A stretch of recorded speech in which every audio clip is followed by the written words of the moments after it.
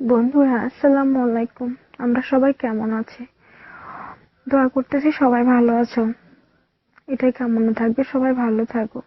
আজকে যে কথাটা নিয়ে আসছি আমি তোমাদের মাঝে, জানি এখন রাত, কিন্তু আমার অন্ধকারটা দেখে খুবই ভয় লাগে।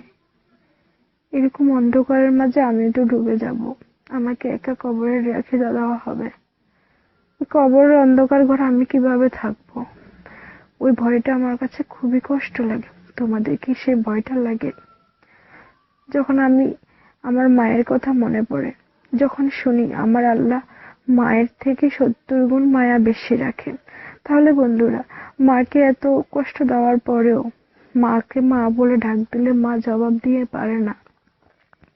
তদ্রূপ আমার আল্লাহকে একবার ডাক দিয়ে দেখো, আমার আল্লাহ 1000 বার জবাব দেবে। আল্লাহ বলছেন, আমি পরম করুণাময়, আমি দয়াশীল। আমার কাছে তোমরা প্রার্থনা করো, আমি তোমাদের প্রার্থনা কবুল করব। নিজের দুঃখের কথা, কষ্টের কথা অন্য লোকের কাছে বলে নিজেকে কখনো ছোট করো না। নিজের কষ্টের কথা, নিজের অভাবের কথা, নিজের দুঃখের কথাগুলো নামাজের বিছানা বসিয়ে যায় নামাজের উপরে বসে বসে আল্লাহর কাছে বল। তাহলে আল্লাহ শুনবে, তোমাকে নিয়ামত দান করবে। আমি পেয়েছি সেই নিয়ামত, আমি নিজে স্বয়ং সাক্ষী। আমি আল্লাহকে বলতাম আমার কষ্টের কথা, আমার দুঃখের কথা।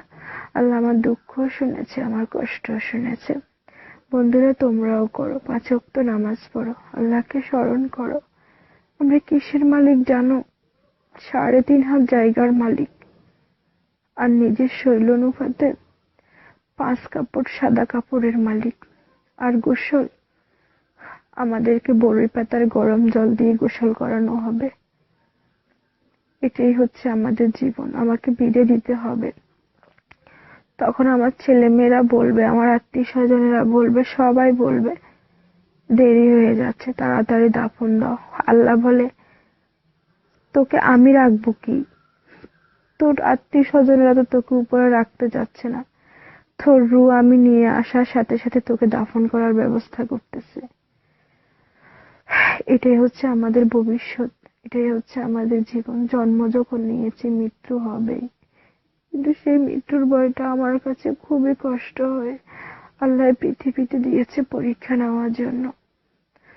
আমি দেখতেছি অনেক কষ্ট হচ্ছে, কি করব? এখনকার মানুষের আচরণ দেখলে আরো কষ্ট লাগে।